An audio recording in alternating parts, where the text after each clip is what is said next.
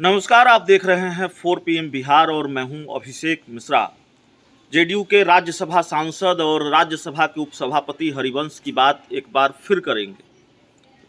आखिरकार क्या वजह रही, वो कौन सी महत्वपूर्ण वजह रही? कुछ वजह के बारे में हम जिक्र कर चुके हैं और किन वजहों से हरिवंश जेडीयू में ठीक उसी तरह से किनारे लगा दिए गए, उसी तरह से निपटाए जाते हुए दिख रहे हैं जैसे उपेंद्र कुशवाहा को निपटाया गया, जिस तरह से आरसीपी सिंह को निपटाया गया।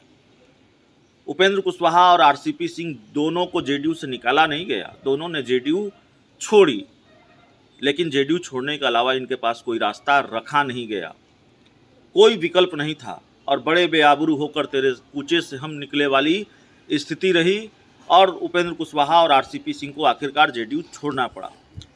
इन दोनों के बाद तीसरी बारी हरिवंश की है क्या? और क्या हरिवंश उसी तरह से चलता किए जाएंगे, बेआबरू होकर तेरे कूचे से निकले वाली स्थिति इनके साथ भी होगी?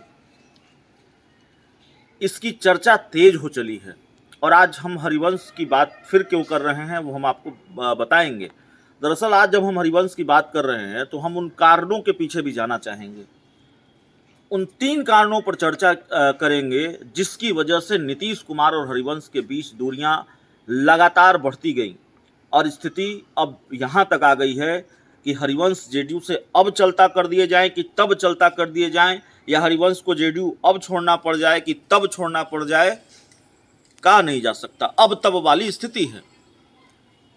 हरिवंश को जेडीयू के सभी पद से हटा दिया गया है। नई टीम बनी, उसमें उनको कोई पद दिया नहीं गया है। वो पार्टी के राज्यसभा सांसद हैं और नेता हैं, पार्टी में उनको कोई महत्वपूर्ण पद मिला नहीं है।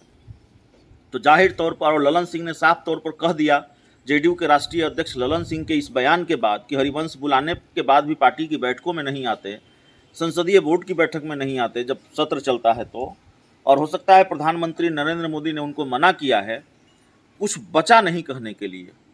तो जाहिर तौर पर हरिवंश का हश्र उपेंद्र कुशवाहा और आरसीपी सिंह की तरह होने वाला है, ये सब जानते हैं। लेकिन वो 3 कारण जिसकी वजह से हरिवंश का ये हश्र होने जा रहा है, हरिवंश और नीतीश कुमार के बीच दूरियां बढ़ी।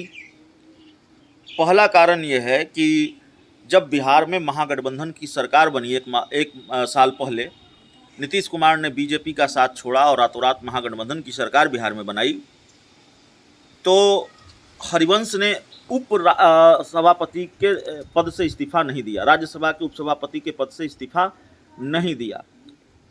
कायदे से अगर आप जेडीयू के सांसद हैं, ठीक है, आप एक संवैधानिक पद पर हैं, लेकिन अगर आपकी पार्टी हिस्सा नहीं है उस गठबंधन का, बाध्यता नहीं है, लेकिन नैतिकता के तौर पर इस्तीफा दे देना चाहिए था और नीतीश कुमार को इसकी वजह से काफ़ी फजीहत झेलनी पड़ी। नीतीश कुमार के राजनीतिक दुश्मनों ने यह कहना शुरू किया कि नीतीश कुमार ने एक चैनल खोल रखा है बीजेपी से दोस्ती का। नीतीश कुमार एक तरफ विपक्ष को गोलबंद करने की कोशिश कर रहे थे, लामबंद करने की कोशिश कर रहे थे, और इस बीच ये परसेप्शन बनना शुरू हुआ, चर्चा चलनी शुरू हुई, क्या प्रशांत किशोर और क्या दूसरे लोग ये कहने लगे कि नीतीश कुमार बीजेपी से दोस्ती का रास्ता खुला रखना चाहते हैं, हरिवंश के जरिए बीजेपी से बातचीत का रास्ता खुला रखना चाहते हैं दोस्ती का। तो नीतीश कुमार की फजीहत इस वजह से भी हरिवंश की वजह से हुई, क्योंकि हरिवंश ने उपसभापति पद से इस्तीफा नहीं दिया। दूसरी वजह रही कि नए संसद भवन के उद्घाटन कार्यक्रम में वो शामिल ही नहीं हुए। नीतीश कुमार, प्रधानमंत्री नरेंद्र मोदी की तारीफ की, बल्कि जेडीयू ने और दूसरी विपक्षी पार्टियों ने इसका विरोध किया। और दिल्ली बिल में हरिवंश की भूमिका जो रही, जिसका जिक्र अरविंद केजरीवाल बार बार करते रहे, दिल्ली बिल, उसमें हरिवंश की जो भूमिका रही उसने भी नीतीश कुमार को बहुत नाराज किया। दिल्ली विधेयक पर नीतीश कुमार चाहते थे कि हरिवंश बीजेपी के विरोध में और दिल्ली विधेयक के पक्ष में वोट करें। इसके लिए जेडीयू के राष्ट्रीय अध्यक्ष ललन सिंह ने पार्टी सांसदों के लिए व्हिप भी जारी किया। हरिवंश ने यहाँ भी नीतीश की इच्छा नहीं मानी, दिल्ली विधेयक के दिन सत्र में बैठे रहे और जब वोटिंग की बारी आई, वे सभापति की कुर्सी पर विराजमान होकर खुद को जेडीयू सांसद की स्थिति से दूर होकर उपसभापति की भूमिका में आ गए और पद की नैतिकता के साथ खड़े रहे। तो एक दिन भी नीतीश कुमार की बात हरिवंश ने नहीं मानी। जब जेडीयू के सांसद के तौर पर उनको वोट देना था, वोटिंग करनी थी, उसमें भूमिका निभानी थी, वो उस दिन भी उपसभापति की भूमिका में रहे।